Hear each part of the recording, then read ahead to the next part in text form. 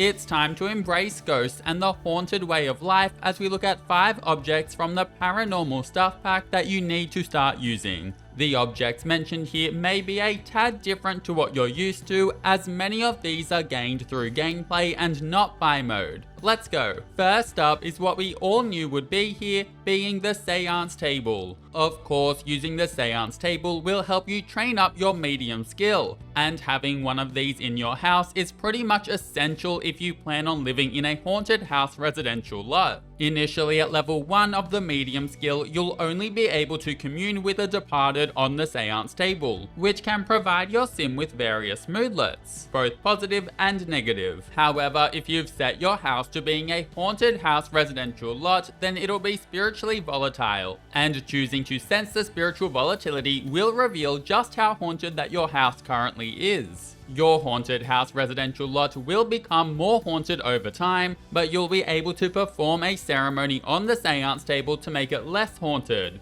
If successful, this can help reduce your sim's scared moodlets and even give you a confident one too. Also keep in mind that ceremonies can be interrupted by specters or from your sim's needs dropping too low, and your sim's energy need will drop incredibly fast when performing a ceremony or when using the Seance Table to summon Bonehilda, invoke the dead, or perform a ghastly ritual, all of which we're about to talk about. At level 2 of the medium skill, you can host seances with other sims, which sees them have increased benefits. But more interestingly, at level 3 of the medium skill, you can both summon Bonehilda and invoke the dead. Summoning Bonehilda does exactly what you'd expect, bringing forth your favorite skeleton maid who will hang out with you for around a day. And of course, being a maid, Bonehilda will cook for you and clean your house too. I know, she's literally serving. Invoking the dead can lead to your sim summoning specters or ghosts to your lot for a little while too. In particular, if you want to gift specters things to get objects in return, then this is one way to access specters if you are not living on a haunted house residential lot. Then at level 4 of the medium skill, you'll be able to perform a ghastly ritual, which will give your sim a focused moodlet and turn them into a ghost for 4 hours. So it's great for if you want the benefits of being a ghost, but only temporarily. And then finally, when you max the skill at level 5, your sim's energy need won't decay as fast when using the Seance Table. You will also have an increased chance at successful interactions with specters,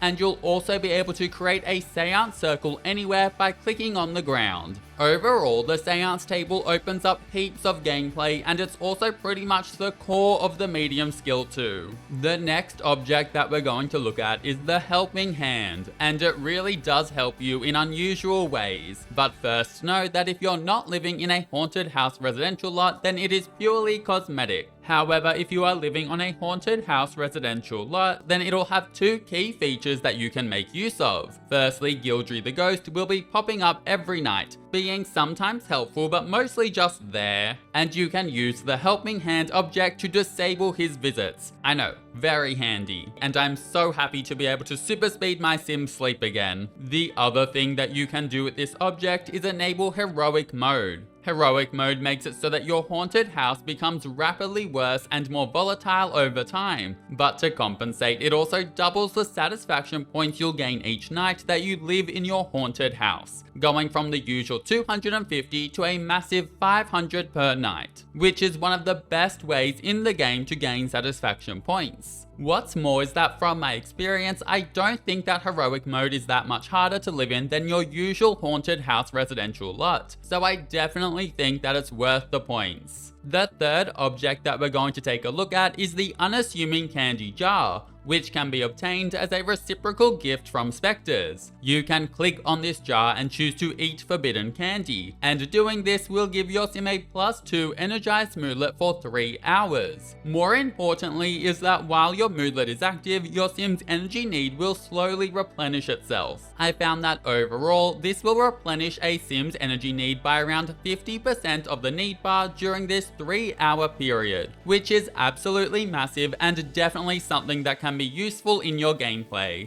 A word of caution though, being that you can only eat a forbidden candy around once per day. If you eat 2 forbidden candies too close together, then instead of the usual energized moodlet, your sim will instead gain an uncomfortable moodlet for a few hours instead, which is much less exciting. Moving on now to look at soul scraps, and once again you can get these as a reciprocal gift from specters. Now if you ever offer your soul to a specter rather than a gift, then doing this will age your sim a bit and give them a sad moodlet for a few hours. Choosing to absorb a soul scrap will reverse these effects. It will consume the soul scrap, but also remove any sad moodlets that your sim might have from offering their soul to a specter, and much more importantly, it will reduce your sim's age by quite a lot. So if you gather enough of these soul scraps, then it's not all too difficult to have your sim never pass away from old age. And now the fifth object that we're going to look at is the Specter Sip. Yes, these smoky drinks are again obtained by giving specters gifts, and they come in 3 versions,